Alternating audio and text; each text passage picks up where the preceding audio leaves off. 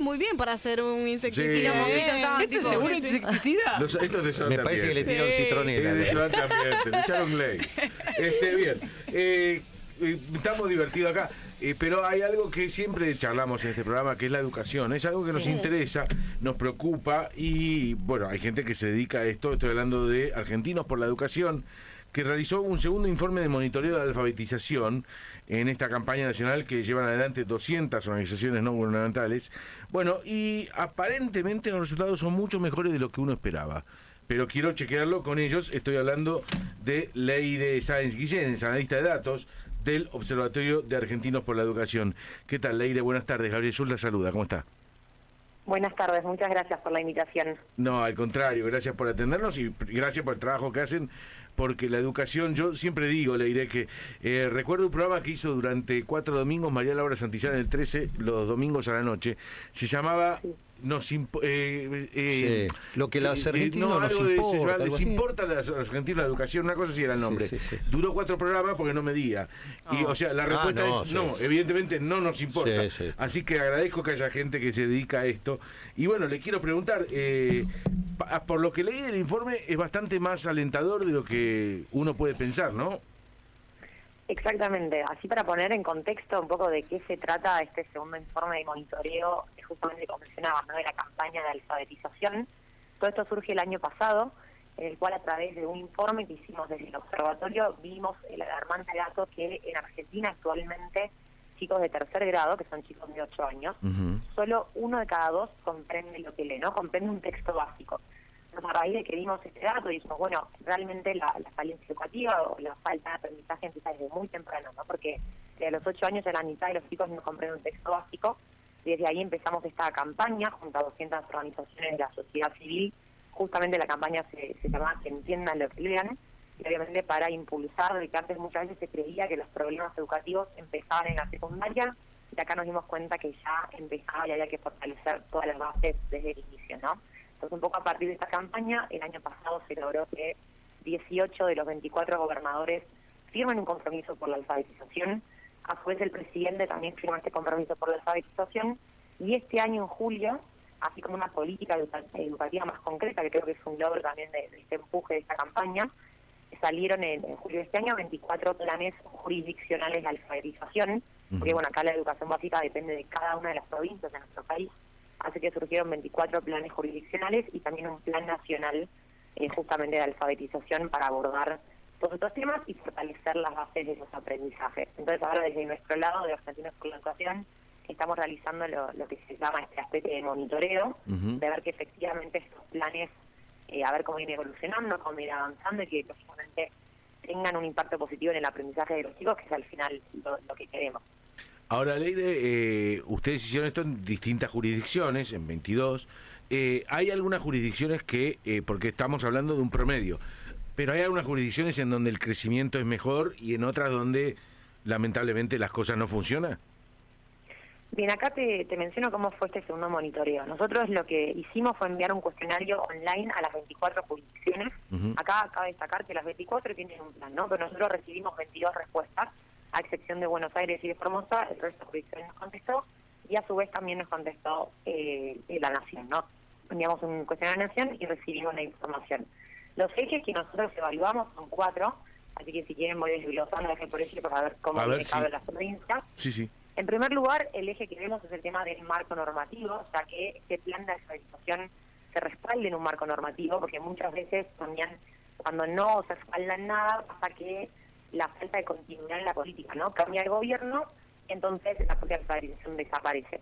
Y un poco en educación viene pasando esto de una falta de continuidad en una política estable y consistente en el tiempo. Entonces es importante que esté esta política y que se respalde justamente en un plan concreto de alfabetización. Acá vemos que de las 22 que nos contestan, 11 de las provincias tienen lo que sería un marco normativo concreto. Acá podemos mencionar algunas de las que, por ejemplo, Mendoza, la otra en Buenos Aires, Chaco, Chubut, Corrientes, Entre Ríos, vemos que también Neuquén, Río Negro, San Juan son parte de estas 11 provincias que cuentan con este marco. Sabemos que es variado, ¿no? Que no es que hay una tendencia justamente por las provincias con mayor nivel socioeconómico o menor, sino que vemos que realmente hay un mix. Después, respecto a la capacitación docente, que es el segundo eje, ahí vemos que en este caso las 22 jurisdicciones están ofreciendo capacitación docente, más enfocadas en lo que sería el nivel primario, si bien hay provincias que también ofrecen después en el nivel secundario, todas ponen este foco en el nivel primario. Entonces, un poco esto de la positividad que se mencionaba al principio, de bueno, las 22 están ofreciendo esta capacitación docente.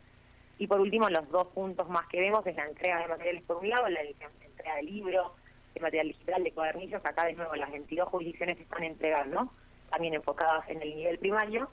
Y el último eje, que nosotros vamos a estar viendo el año que viene cómo evoluciona, es el tema de la evaluación a los alumnos, que acá de las 22 jurisdicciones, 18 se comprometen a evaluar este año. En este caso, La Rioja, Misiones, Neuquén y Santa Cruz no estarían evaluando. El resto de las 18 jurisdicciones se comprometen a evaluar, justamente porque es importante ver si esta capacitación, si esta entrega de materiales después tiene un resultado positivo en los estudiantes, ¿no? En términos de lectura y de alfabetización. Eso, la evaluación es solo de comprensión lectora y lo que para nosotros era antes castellano, ¿no? No es matemática o no es como las pruebas PISA. Exactamente, en este caso se va a enfocar únicamente en comprensión lectora, fluidez lectora y escritura, justamente porque acá les pongo un ejemplo que nos viene pasando, ¿no? En matemática en Argentina los resultados académicos son incluso peor. Para que tengan una idea, a los 17 años, 8 de cada 10 chicos en matemática no alcanzan el nivel básico, según las pruebas a aprender, que son las pruebas que realiza la Secretaría de Educación. Sí. Y hay muchas veces cuando hablamos con los docentes, con las maestras, nos dicen, no, mira, el chico no logra resolver el problema de matemática porque no entiende el enunciado, no entiende lo que se le pide, pero como no entiende lo que se le pide, no logra ni siquiera dar el paso para desarrollar esta habilidad matemática que es un poco más compleja. Entonces, un poco también nuestro objetivo desde la campaña y desde lo que se está pidiendo a las provincias también es que la alfabetización es algo que es transversal a todo el resto de asignaturas, ¿no? Es una base que, si no está, obviamente impacta y se va profundizando, no solo en la primaria, sino en la secundaria, y pues ni hablar en un nivel terciario, secundario, superior universitario. Entonces, primero fortalecer bien estas bases, que obviamente va a hacer que se fortalezca también el aprendizaje en otras áreas. ¿Y en cuánto implica el resultado del trabajo que ustedes hacen en la situación de los docentes? Digo, porque generalmente la docencia es un rubro que está bastante mal asalariado, y a partir de eso hay una multiplicidad de trabajos, con lo cual ya el docente a veces dice, a pesar de que tiene una vocación, mi mamá fue docente toda su vida, hay un momento en que dicen, no doy mano, no puedo estar encima de los chicos. Entonces, ¿cómo hacen ustedes para evaluar eso, no? Porque calculo yo que depende también la condición social de las pruebas, es el resultado, ¿o me equivoco? Totalmente, ese es un gran punto el que mencionás. Nosotros, cuando vemos el tema de docentes, que hemos visto a lo largo de otros informes nuestros, vemos que el 30% de los docentes en Argentina trabajan en más de una escuela, claro, que esto es 3 veces por encima del promedio de la región. Y no solo eso, sino que un 14% de los docentes trabaja también en otro trabajo remunerado, que es el doble del promedio de la región. Entonces, desde ya que las condiciones salariales, las condiciones laborales del docente son bajas, y por eso el docente busca trabajar en más de una escuela, busca rotar y ascender. Obviamente es su forma también de, no sé, donde mayor proporción de licencias hay en las escuelas justamente más vulnerables, porque obviamente las escuelas más vulnerables tienen condiciones más difíciles. Entonces el docente busca ascender, que es lo lógico, entonces pide esta licencia para pasar a un puesto mejor pago, con mejores condiciones. Y ahí lo que termina sucediendo, como esta ineficiencia del sistema, es que al final en las escuelas de chicos más vulnerables, que ya de por sí tienen complicaciones, obviamente, desde la casa, ¿no? Que estos chicos ya de por sí les va peor en términos de aprendizajes, vemos que ahí hay un 30% de suplentes en comparación con las escuelas más favorecidas. Entonces, que los chicos más vulnerables tengan más suplentes, esto implica 2 cosas. Uno, que tienen mayor rotación, claro, o sea que al final, en vez de tener un docente en el año, llegan a tener 2, 3, incluso 4.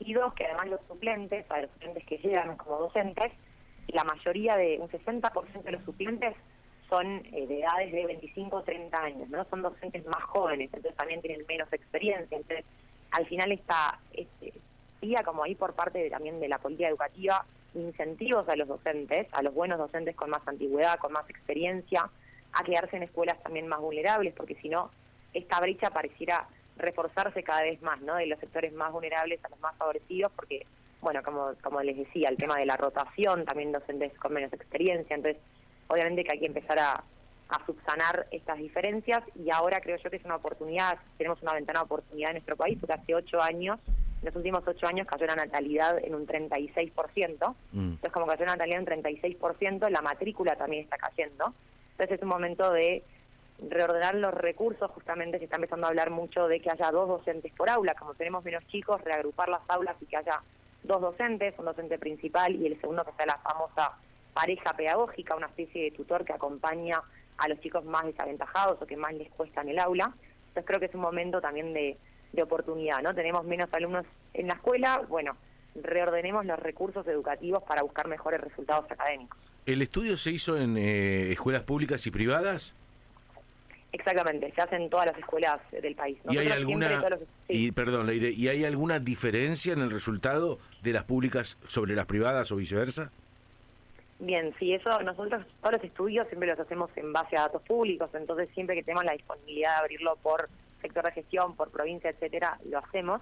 Así como resultado general, lo que se observa entre estatal y privado es, bueno, que a las privadas les suele ir mejor, pero principalmente impulsado por este nivel socioeconómico promedio más alto, ¿no? Claro. O sea, no es tanto una diferencia en el sector de gestión en sí mismo, porque en la Argentina un 70% de la matrícula asiste al sector estatal, y de ese 30% únicamente un 7% es escuela privada, ¿no? El resto es privada subvencionada, o sea, con cierta subvención del Estado. Sí. Entonces, realmente lo que es matrícula privada en nuestro país, así como tal, sin subvención, es una proporción muy chica.